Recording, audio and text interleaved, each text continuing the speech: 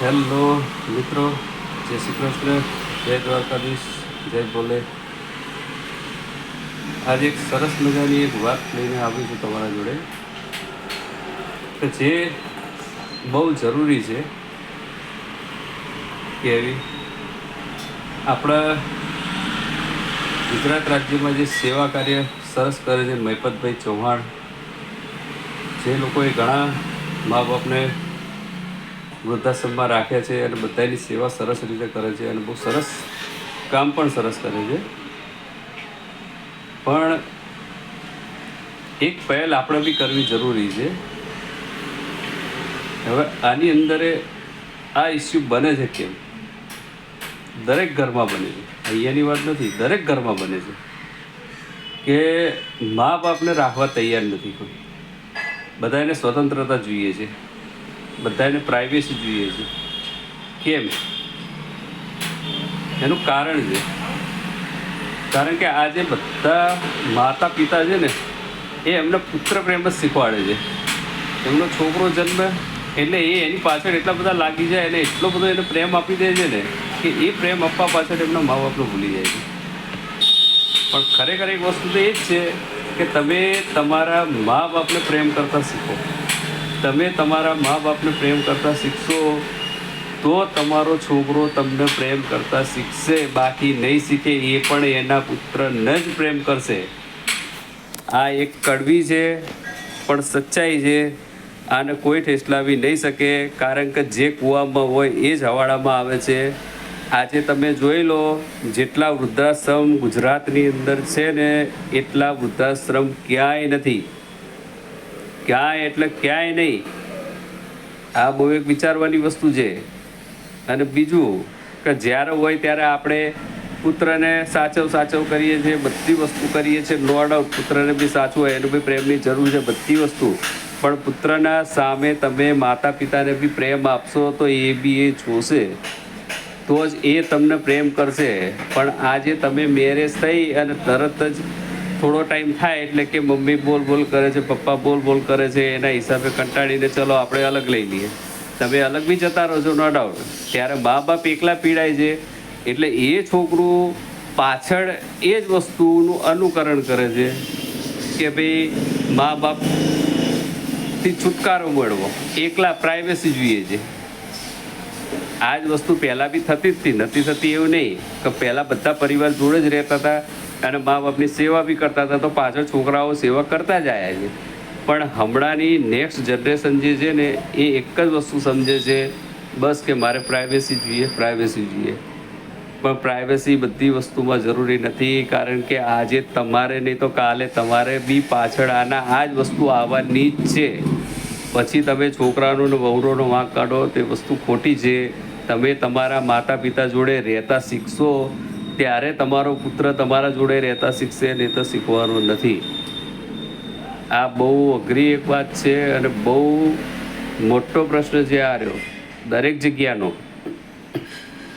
કે આજે જે વહુ કે પુત્ર મા બાપથી અલગ જાય છે, અલગ જઈ અને સ્વતંત્ર રહેવાની તૈયારી કરે છે, બધું એ કરે છે, અને પછી જ્યારે એ મોટો થાય ને છોકરા મોટા થાય એટલે એને ભેગા રહેવાની શિક્ષા આપે છે કે આપણે ભેગા રહેવાનું, મળી હંપીને રહેવાનું. પણ આ પગલું તમે ભર્યું નથી તો તમારા બાળક ક્યાંથી ભરવાના છે?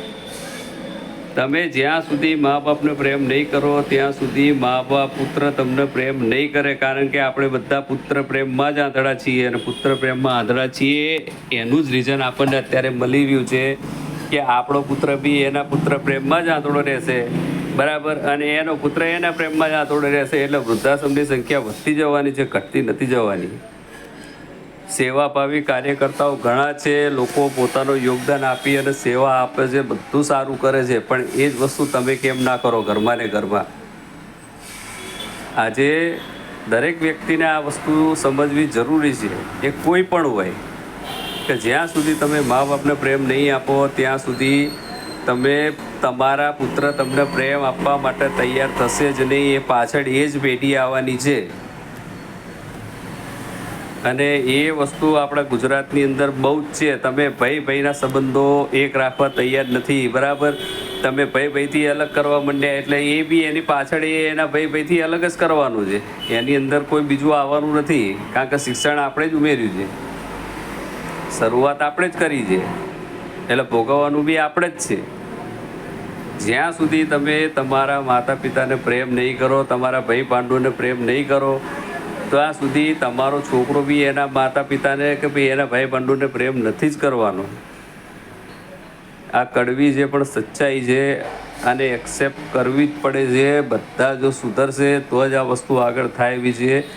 અરે દીકરો ગમે તેવો નાલાયક હોય ને તો પણ મા બાપ એમને ખોળામાં લઈ લે છે, કે ગમે તેવો ખરાબ હોય અને કોઈનું મર્ડર કર્યું હોય કે કોઈ ખરાબ કામ કરતો હોય કે પીતો હશે તો બી ઘરમાં આવશે ને તો એ મા બાપ એને ગમે તેવું વેઠીને સાચવી લે છે. તો આજે મા બાપનું થોડું ઘણું બોલેલું બી તમને કેમ પસંદ નહીં આવતું એ ખબર નહીં પડતી, કે જેને સહારો જોઈએ છે એ સહારો તમે આપી શકતા નથી. એનું રીઝન એક મોટામાં મોટું આ જ છે કે તમે સ્વીકારવા તૈયાર નથી તો તમારો છોકરો પણ સ્વીકારવા તૈયાર થવાનો નથી જ. આ લખવું હોય તો લખી દેજો. તમે જે લોકોએ એના મા બાપની સેવા કરી અને મા બાપને રાખ્યા હશે એમના પાછળ એમનું સંતાન, એમના છોકરાઓ એને બાજી બોલીને બી ઘરમાં તો રાખે છે અને વૃદ્ધાશ્રમમાં જવાનો દિવસ નથી આવતા.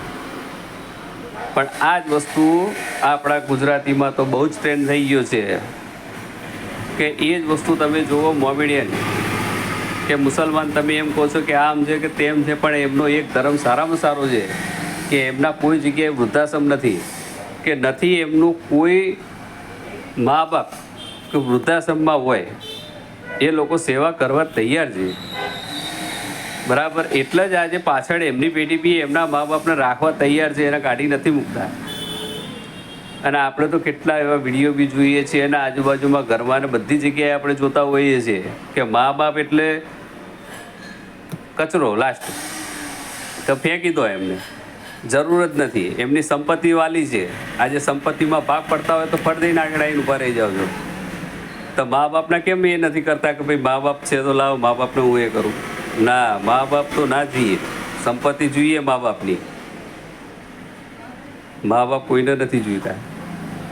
પણ આ પગલું બી દરેક મા બાપને બી લાગુ પડે છે કે આજે એમને પુત્ર પ્રેમ શીખવાડ્યો હોત, માતા પિતાનો પ્રેમ, તો આજે એને બી પુત્ર એનો પ્રેમ કરતો જ હોત. પણ એને જ નથી શીખવાડ્યું તો એ તમને શું શીખવાડવાના છે? તમે તમારા લાઈફની અંદર તમારા માતા પિતાને એટલો પ્રેમ આપો, એ બોલતો હોય તો બી તમે તરત કહો કે ભાઈ આ મારા માતા પિતા છે. આ તો પછી પેલાના જેવું છે કે માતા પિતા તો વાલા હોય બધાયને, પણ પોતાના. તો આજે ઘરે બૈરી આવી હોય લગ્ન કરીને, તમારી પત્ની, વાઈફ જે હોય, કે એને મા બાપ તો વાલા જ છે. હમણાં એના મા બાપને કંઈ બી થાય તો તરત જ એને ઝાટકો વાગે છે. તો શું પછી આ એના પતિના મા બાપ એના મા બાપ નથી? કેમ એને ઝાટકો નથી વાગતો? આજે તું સાચવતા થશો તમે તો એ તમારા મા બાપને સામેવાળું કોઈક સાચવવાવાળું મળવાનું છે. પણ તમે જ નથી સાચવતા તો તમારે બી સામે તો એને એ જ આવવાનું છે. અને આ જ પેઢી તમારી પાછળ બી થવાની છે, કારણ કે કરમ તો કોઈને છોડવાનું નથી. આજે તમે તમારા મા બાપથી છેટા થાવ છો તો તમારા મા બાપ બી પાછળ તમે બી મા બાપ બનવાના છો, એટલે છોકરો બી એને એ જ કરવાનું છે કે ભાઈ મેરેજ કરીને ચલો આપણે આપણી રીતના સેટલ થાવ, વેલ સેટ થાવ. સ્વતંત્રતા, પણ દરેક જગ્યાએ સ્વતંત્રતા જરૂરી નથી. તમે બધી જગ્યાએથી સ્વતંત્રતા લઈ લો, પણ એક મા બાપ જોડેથી ના લેશો. કારણ કે મા બાપને શીખવાડો, તમે પ્રેમ કરો તમે મા બાપને, તો તમારો છોકરો એ બી શીખી અને પાછળ જતાં તમારી બી પેઢી આ વસ્તુ નહીં કરે. કારણ કે આપણું અનુકરણ જ આપણા બાળકો કરે છે, એ જ શીખે છે, બીજું કોઈ શીખતું નથી. તમે જે શીખવાડશો, જે કૂવામાં હશે એ જ હવાડામાં આવવાનું છે, બહારનું કોઈ વસ્તુ આવવાની નથી. આ વિડીયો મેં કોઈ કોમેન્ટ કે શેર કે લાઈક કરવા માટે કે એના માટે કોઈ જ બનાવ્યું નથી. આ વિડીયોને જેટલો બને એટલો શેર કરજો, કે જેથી એક ઇન્સાન પણ એવો જાગે અને મા બાપને પ્રેમ કરતો થશે ને તો એની પેઢી તો સુધરી જ જશે. કારણ કે આ ચીલો એક ચાલુ કરશે ને તો પાછળ એનો છોકરો બી કરશે ને એનો છોકરો બી એના મા બાપને પ્રેમ કરશે તો પાછળ એનો છોકરો બી એના મા બાપને પ્રેમ કરવાનો જ છે. તમે પુત્ર પ્રેમ ના શીખવાડશો, મા બાપને પ્રેમ કરતાં શીખવાડો, મા બાપને પ્રેમ કરતાં શીખવાડશો તો જ તમારો છોકરો તમને પ્રેમ કરશે. નહીંતર તમને મૂકીને જશે. જેમ તમે જાઓ છો એમ એ બી જશે. જેમ તમને સહન નહીં થતું એમ એને બી સહન નહીં થાય. તમે ગમે તેમ એમ કહેતા હોય કે હું મારો સ્વભાવ સારો રાખી દઈશ, આમ કરી દઈશ, મારે તો નહીં પ્રોબ્લેમ આવે, પણ જ્યારે આવશે ને ત્યારે એ પ્રોબ્લેમ આવશે જ.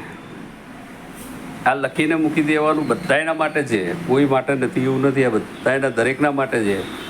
અને આ ઇસ્યુ આવશે ને આવશે જ. આ જરૂરી છે. એટલે આ વિડીયોને તમે કોમેન્ટ નહીં કરો, શેર નહીં કરો, લાઈક નહીં કરો તો ચાલશે, બરાબર, પણ શેર જરૂર કરજો તો જો કોઈ બીજા કોકની બી આંખ ખુલી જાય, બરાબર. બીજું હું કંઈ જ કહેવા માગતો નથી. ધન્યવાદ. જય ભોલે, જય શ્રી કૃષ્ણ.